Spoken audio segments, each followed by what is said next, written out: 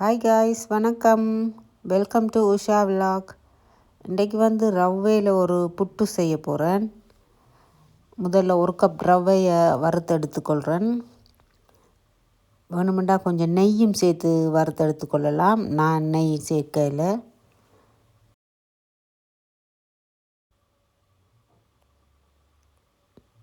எரிய விடாமல் கலர் மாறாமல் வறுத்து எடுத்துக்கொள்ளுவோம்.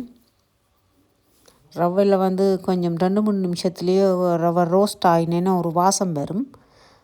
அதோடையே நிப்பாட்டிட்டு ரவையை கொஞ்சம் ஆற விட்டுக்கொள்ள வேணும்.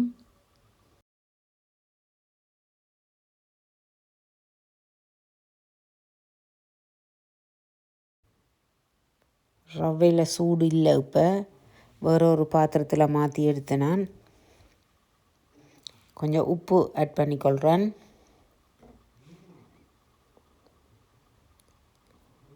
உப்பை நல்லா கலந்து விட்டுட்டு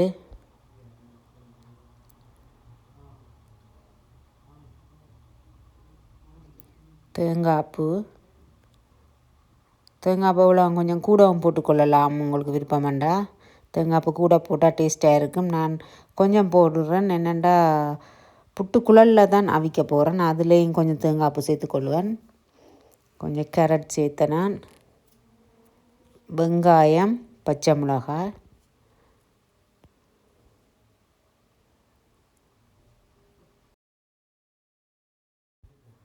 கொஞ்சம் லீட்ஸும் சேர்த்துக்கொள்ளலாம். ரவையை தனியாக புட்டு மாதிரி குழைச்சி எடுத்துட்டும் இது எல்லாத்தையும் சேர்த்துக்கொள்ளலாம். நான் முதலே எல்லாம் சேர்த்துட்டு தான் குழைக்க போகிறேன், தண்ணி கொஞ்சம் விட்டு. தேங்காய்லேயும் கேரட்லேயும் கொஞ்சம் ஈரத்தன்மை இருக்கிறபடியாக நான் முதலே எல்லாம் சேர்த்துட்டேன். மெல்லிய ஒரு சூடுள்ள ஒரு சுடு தண்ணியில் குழைச்சி எடுத்துக்கொள்வோம்.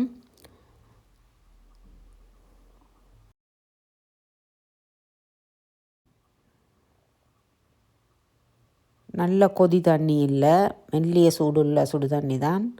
கொஞ்சம் கொஞ்சமாக தெளித்து தான் குழைச்சி எடுத்துக்கொள்ள வேணும்.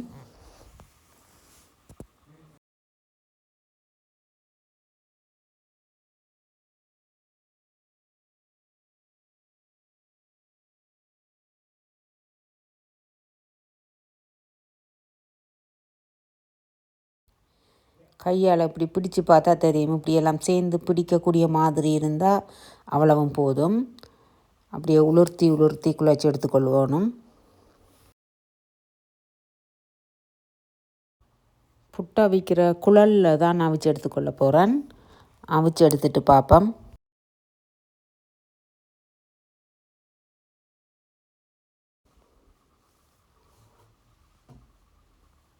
பார்த்தீங்களா, சூப்பரான ஒரு ரவையில் குழல் புட்டு.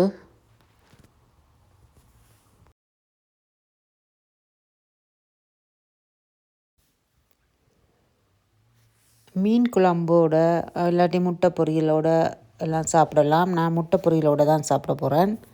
ஓகே காய்ஸ், வீடியோ பிடிச்சிருந்தால் லைக் பண்ணுங்க, ஷேர் பண்ணுங்க, சேனலை சப்ஸ்கிரைப் பண்ணி சப்போர்ட் பண்ணுங்க. இன்னொரு வீடியோ சந்திக்கும் வரை பாய்.